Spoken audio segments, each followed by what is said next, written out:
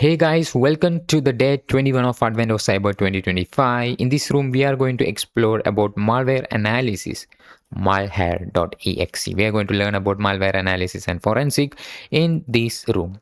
And you will be able to download a file, right? Task files. These are some task files which is ending with a .hta extension, and you will be able to read the story here.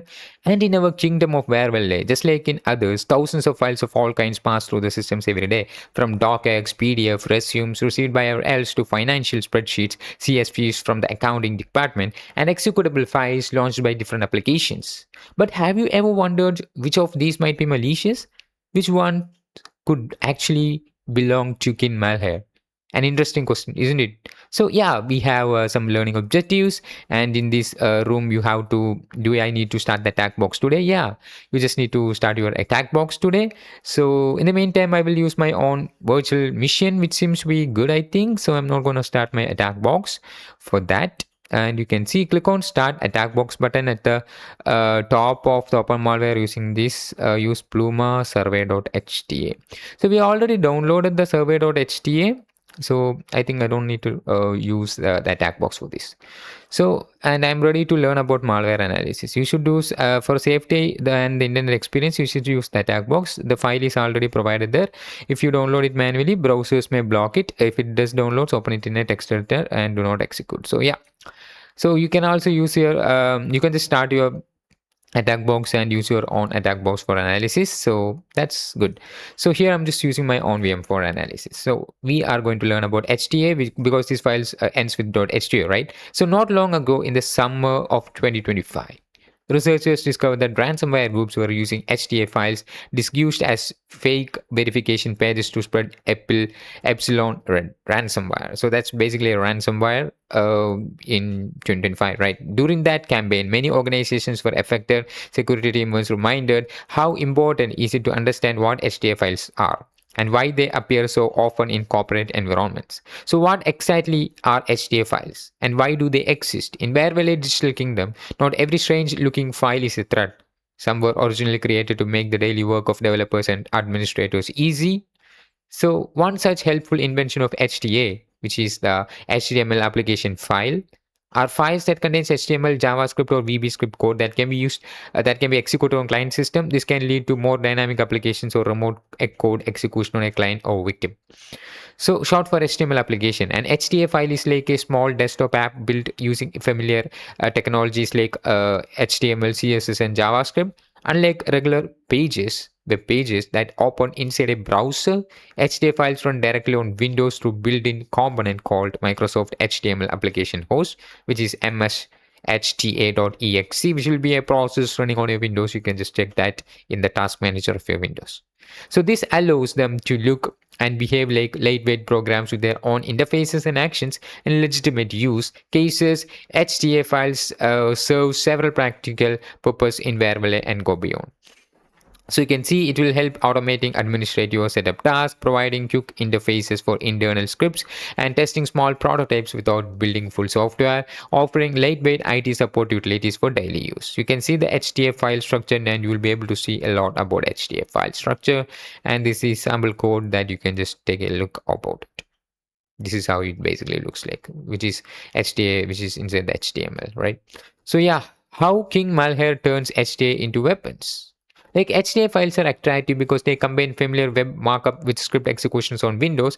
In the hands of Defender, they are handy automation tool. In the hands of someone wanting to bypass controls, they can be used as a delivery mechanism or launcher. Common purposes of malicious HTA use, like we have initial access or delivery, which you can run via mshta.exe, and download or Drupal's obfuscation or evasion, living off the land. So, and there will be a lot to read for you. Yeah, you can just read that. So yeah, we have a file, right, which is a survey.hta, which we downloaded, right? What is the title of the HTA application? We do have him. Look at the title element of the HTA. How we can analyze that? We can just open first let me use the virus total to check this HTA file if it contains any virus or not. I'm just choosing this file called the downloaded HTA file. Here is my HTML file. Uploading that. Here it is. It's basically a Trojan, right? It contains a Trojan which is detected by these antivirus solutions. So what we can do here is to open that using mousepad. What is the title of HTA application? So I'm just opening that and going to downloads, and here is our HTA file, and I'm just open with mousepad.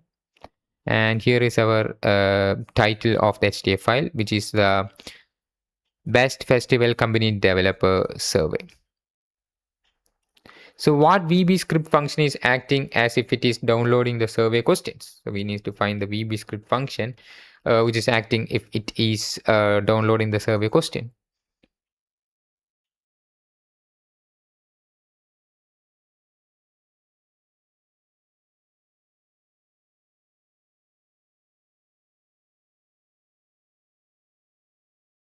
We can see that text VB script and get questions function. So what URL domain including subdomain is the questions being downloaded from?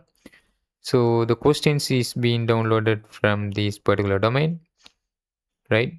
survey.bestfestivals.company.com.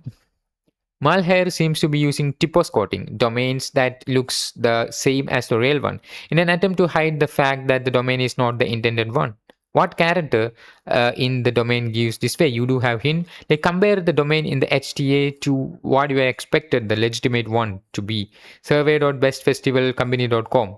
Right? Identify which single character differs. So we just need to find the typos quoting. Here it is. So it seems like best festival. I is the additional character that differs, right? So it has two I, which seems to be unnoticeable, right? So yeah, malicious HTAs often include real-looking data like survey questions to make the file seem authentic. How many questions does the survey have? So here you can see review the body section of the HTA. Look at the multiple choice questions being displayed to the user. We have to find how many questions is there. We can see body section. So this is basically the script section, and we are now in the body section. To find the number of questions, we can see there's a lot of questions, right? Anonymous salary feedback. We are looking for your feedback to help us improve. How long have you been employed at the best festival company? This is a question, right? And this is second, third, fourth. I think there will be 4 questions.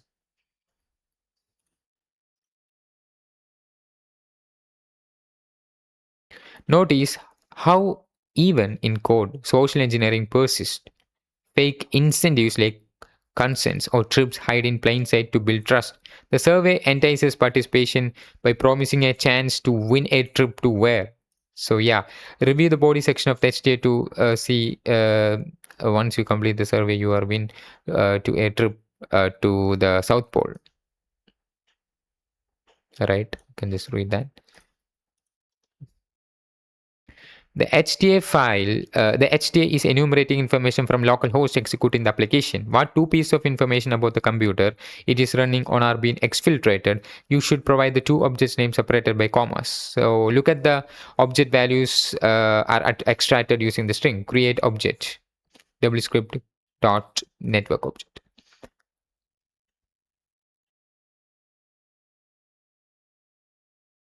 You have to find the create object.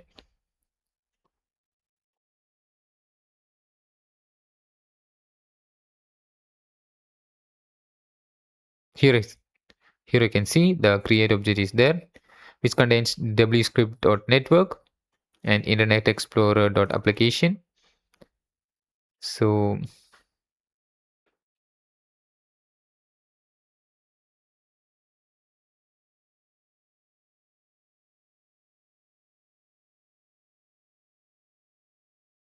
it basically is Internet Explorer application, I think.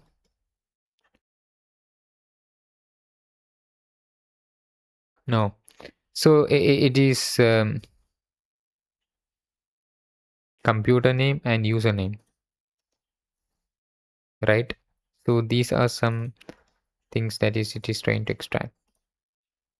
Right, as you can see here, computer name, username, this is something that it is trying to extract. So what endpoint is the enumerated data being exfiltrated to? So trace where the enumeration data is in. Look for http commands referring a path like a data report. That's the exfiltration endpoint. So we have to find the endpoint. So it may be details, right? And what HTTP method is being used to exfiltrate data? Method is like a get or post or something like that. Review the exfiltration lane. Is it adding the data as URL parameters or in the body of the request? So everything is in the URL means that it is a get request. If it is in the body, it will be post. So the contents will be in the URL, right? U equal to string username and H equal to host name, which everything will be in the URL. That means it's a get method. If it is not everything in the URL, then it will be a post method.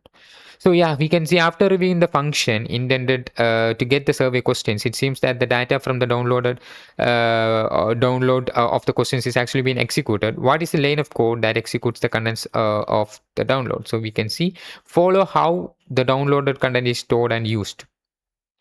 Identify the specific lines where the script takes the content and executes. Example using run, execute, provide the full line.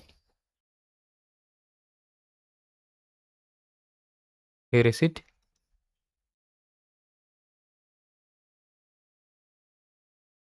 Yeah. After reviewing the function intended to get the survey questions, right? We have to review the functions intended to get the survey questions. It seems that the data from the download of the question is actually being executed. What is a line of code that executes the content of the download? So this is basically the line of code that executes the content of the download. Yeah. So it seems as if the malware site has been taken down, so we cannot download the contents that the malware was executing. Fortunately, one of the elves created a copy when the site was still active. Download the contents from here. And what popular encoding scheme was used in an attempt to obfuscate the download? So here we can see it will be maybe base64. Let me use from base64. Here it is. So it's basically base64 encoding. Right, decode the payload. It seems as if additional steps were taken to hide the malware. What common encryption scheme was used in the script? After decoding it, if the result still appears to be scrambled, look through the script for encryption functions or variable names. Identify encryption method. Example, AES XOR was used. CyberChef can help if you just give the scramble flag line. So decode the payload. It seems as if the additional steps were taken to hide the malware. What common encryption scheme was used? So additional steps were taken to hide the payload. Here it is. Here is a flag. Additional steps were encoded to hide it. So we have to use some of these to decode that. AES or XOR for that. So we can use XOR, I think. So we can just use the key one. Now it just gone.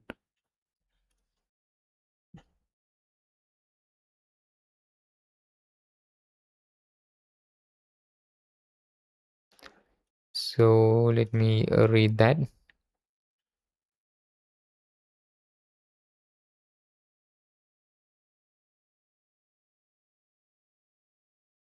This may be road, like it seems like road 13, something like that. So let me use road 13. Here it is. We were able to get that. It's basically malware analyzed, right? We're able to get the flag. Here is the flag. And it's basically road 13.